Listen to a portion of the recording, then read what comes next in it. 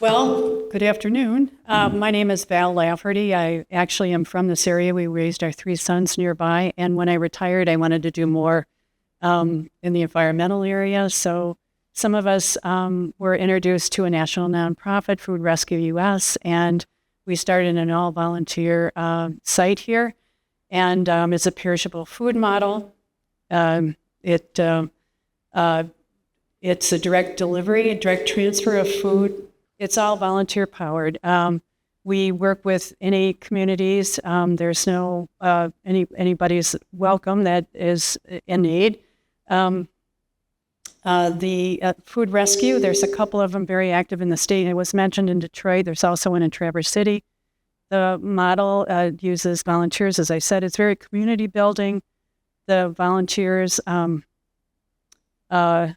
make relationships with the food donors and the receiving agencies, and in effect make community. They're also talking with their neighbors, their friends. They bring people along to the rescues. But what sets us apart is our ability to act quickly and preserve the benefits of the perishable food by getting it directly into the hands of social service agencies within a 20-minute transport.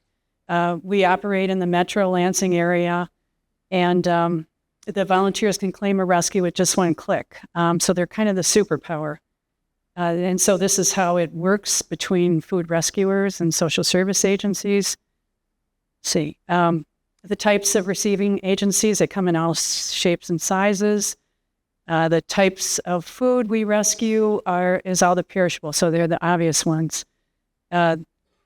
We're Serve Safe certified, so we're very concerned about food safety.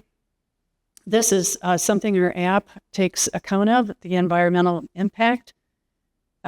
These are within the first 3 quarters of 2000 this year. This is the number of pounds that we rescued.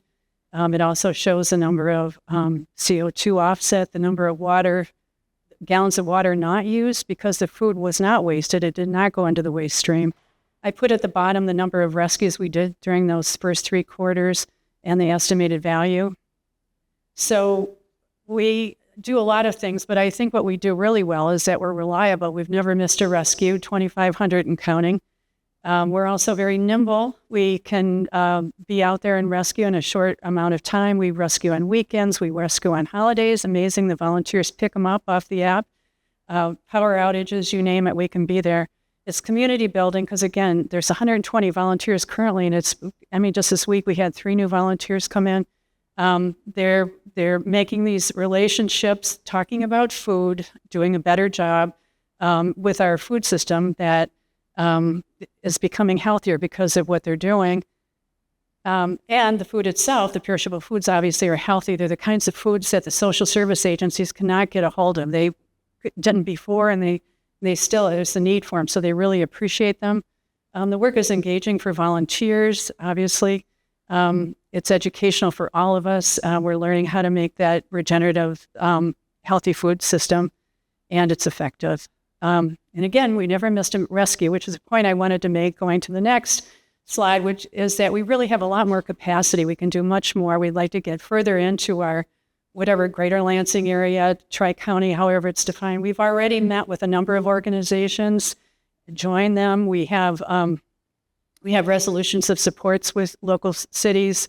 We also, with civic organizations as well. We'd like to have more with commercial donors, obviously, form an advisory council that's deeply seated in where we want to go, the health department, et cetera, and the material management plans. We want to be on the front end of the material management plans. It's something we're doing already.